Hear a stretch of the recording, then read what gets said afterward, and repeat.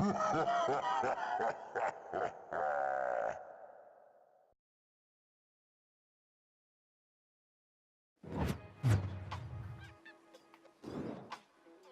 to the Chill Zone. I am Chill Will, aka Chill Will the Don on Xbox Live, and on behalf of Unpopular Media, about to give y'all my top 5 Super Nintendo or Sega Genesis games, or my top 5 retro games. Thanks to Michael Booker for the idea. Shout out POG. What up, though?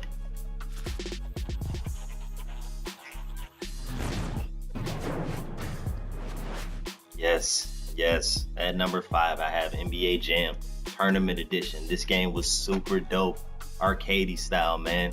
I remember you had to put in the initial codes to unlock people like Bill Clinton, Al Gore, Air Dog, P-Funk, be able to play as different mascots from any team, man. That shit was just hella dope, man. And of course, breaking the backboard, breaking the rim, he's on fire. Different power-up modes that they had, man. Oh my God, I think my favorite team, of course, number 1 was the Bulls. Then I had to go with the Detroit Pistons, man. I think they had, Grant Hill, a couple other cats, man. That game was super dope. Definitely had to go with that at my number 5. At number 4, I had to go with the series that started this brutal shit, man. The violence, Mortal Kombat, man, the original. I chose that because that game is what really opened my eyes to damn, this shit is just wow. I remember the first time seeing Sub-Zero do the spine rip, fam. This motherfucker grabs your head, pulls that shit out of your body with your spinal cord attached. Fuck out of here. Or when you get uppercutted on that fucking board, laying on the spikes below, nigga. Or when Kano goes through, punches you through your motherfucking chest and rips your heart out, bro. What the fuck? Yes, Mortal Kombat number 4. Fucking crazy. Developed out of Midway, Chicago. Yes, at number 3, I had to go with Donkey Kong Country, man, for the Super Nintendo. That game was so fucking dope. I remember playing with my older brothers, fucking getting it in. I always happened to be 2, so I'm Diddy Kong, which I loved anyway, because that motherfucker could jump higher. But it was just hella dope, man. I just loved everything about it. The underwater levels where you can ride Marlins through the fucking level, or where you can be on an ostrich, fucking rhino. That shit was just hella dope. One of the coldest platformers ever, man. Love that shit. And I have it on my Wii to this date. Of course, little emulator things, but I have it on the Wii and I still play it every now and again.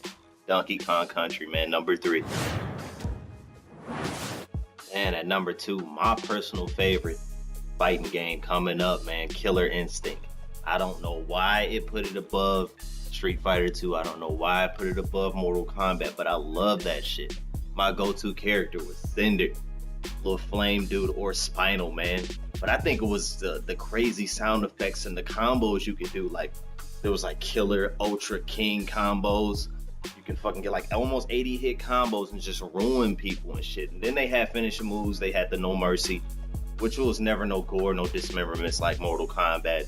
Then they had the humiliation moves where you can make your opponent dance, but it wasn't even about that. It was just the combos and the way you could just whoop people's ass and killer combo breaker, man. It had to be the sound effects, man. That game was hella dope. I love it.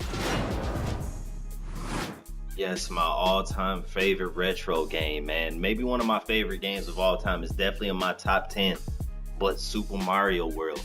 That damn game changed my fucking life, man. I used to play that shit day in and day fucking out. Love that fucking game, man, where you can get the feather, where you can fly, you can get the fucking little flame flower so he can do the fireballs and shit. Then you had Yoshi and Luigi. The fuck out of here, man. That game was just dope. Everything about it, the level design, the sound, just the way they built everything about that game. I loved it. Still one of my favorites. It's timeless. I have that shit on my phone, have it on my Wii. Love that fucking game. I wish I had a Super NES still, and I play that shit to this day. But yeah, that's number 1, Super Mario World for the Super Nintendo. Fucking classic.